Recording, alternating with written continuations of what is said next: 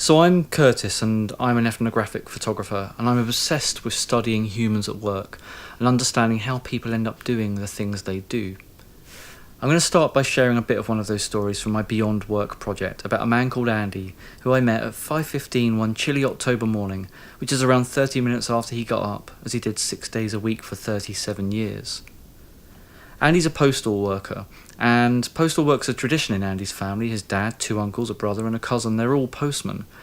When I photographed him, he was in his 65th year of life and ready to retire. Andy's had many roles over those 37 years, but the one he's done for the last few years has seen him spending his days in an 8-metre square room called The Cage. It's a windowless room, and I asked Andy about his ideas about work, and I was struck by an acceptance that work for him was just a means to an end. He saw work as a thing you had to do to pay the rent and put food on the table. One of the things I enjoyed about spending time with Andy, though, was the camaraderie that had obviously built up over the years. And when I asked him about this, he said it was the only thing he'd miss about the job, which he described as not particularly demanding, a chore, and something you go in, you do, you come home, you get up, and you do it the next day. So Andy's had another important role for the past 40 or so years. He's also been my dad. And spending that time with him in the 8-metre square cage reminded me of my childhood, never seeing him and hating him for that. I realised the sense of duty work was to him, how hard he'd worked and how invisible that had been to me during my childhood. And that childhood was spent here, living on Donald Hall Road on the Bristol estate in East Brighton, the place I spent the first 20 years of my life.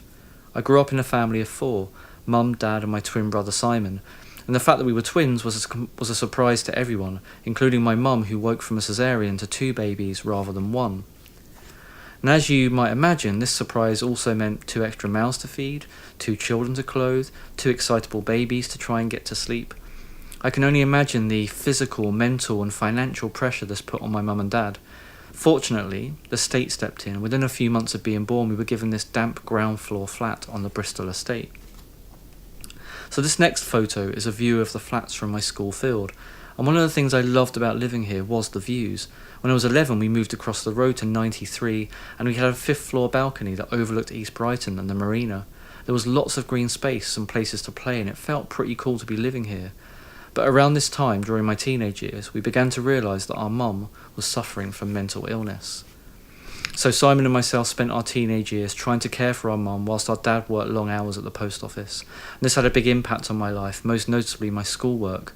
When it was time to sit my GCSEs, I turned up to the exams knowing I'd probably fail them all. I was wrong. I passed drama. But in that last year at school, an amazing thing happened. A music teacher invited some DJs and musicians to spend a day at our school. They brought with them samplers, drum machines and all sorts of equipment, and they let us play in all this stuff. I felt like I walked onto the set of Tomorrow's World or Top of the Pops and realised there and then that I wanted to make music. This is a photo of me aged 16, standing in the car park at Basvic Sixth Form, I was resitting my GCSEs, but within 3 months I'd been thrown out. But it didn't matter to me because I had a plan, a kind of plan. I stayed in touch with that music teacher, Kevin Hayter, and he became an informal mentor, lending me equipment and generally just believing in me. He suggested Simon and myself apply for a Prince's Trust grant, and he supported us in that application. And 6 weeks later, to our complete surprise, we got a call to say we'd been given £1,600. And we spent that money on musical equipment, spent a year teaching ourselves how to make music, and within that year signed our first record deal. I still remember the day the first record we made turned up in the post, the smell of fresh vinyl with sounds and music I'd made on it, and we couldn't believe our ears when we heard John Peel playing it on his Radio 1 show one Friday evening. It was the start for me of many years of interesting and fulfilling work, and things that probably wouldn't have happened if it were not for people like Kevin Hayter and the Prince's Trust. So for the next phase of Beyond Work, I want to create an intervention that would have helped the 15-year-old me. I'm going to go back to the place I grew up to observe, photograph and unearth the needs of people there now. As well as discovering the areas in need, I know there'll be a whole load of amazing good things already happening that can be amplified. One PCT study showed that if you're a man living in East Brighton, your life expectancy drops by 7 years compared to the average in Brighton. 40% of children are living in poverty, and these kind of things need to change. And so I'm going to work together with the local residents and existing groups to help them document their lives and tell their story. And once we've done all the observation and research, I'm going to set up an alternative job centre.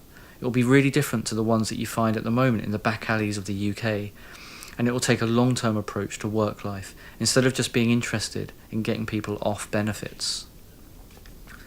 It will look to unearth latent talent in people, and it will support them to make the most of that talent. It will consider well-being, fulfilment, health, family life, dreams, and other things outside of work. It will also look into things like self-esteem, confidence, and resilience, partnering with groups like the Crew Club in Whitehawk to support the amazing work they already do.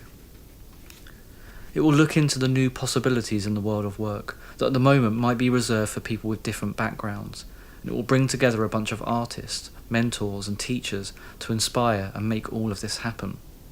And this reimagined design for job centres will be transformative in the way it supports individuals from disadvantaged communities to lifelong learning and work. Now, I know some of you might be thinking this all sounds a bit utopian, and maybe it is at the moment, but it's early days for the project. And it's important for me to use the kind of work I do for good and to make some changes in areas that need it. Work and life are better when there's diversity. It opens up perspectives, challenges preconceived ideas, and creates opportunities for amazing new things to happen. And how I've ended up doing the things I do is still a bit of a mystery to me, but I do know that some kind and generous people listened to me at just the right moment and heard that I needed help. And I want to give someone else that amazing feeling I had when that smell of fresh vinyl wafted out of the envelope. It was a feeling that I could do anything. So,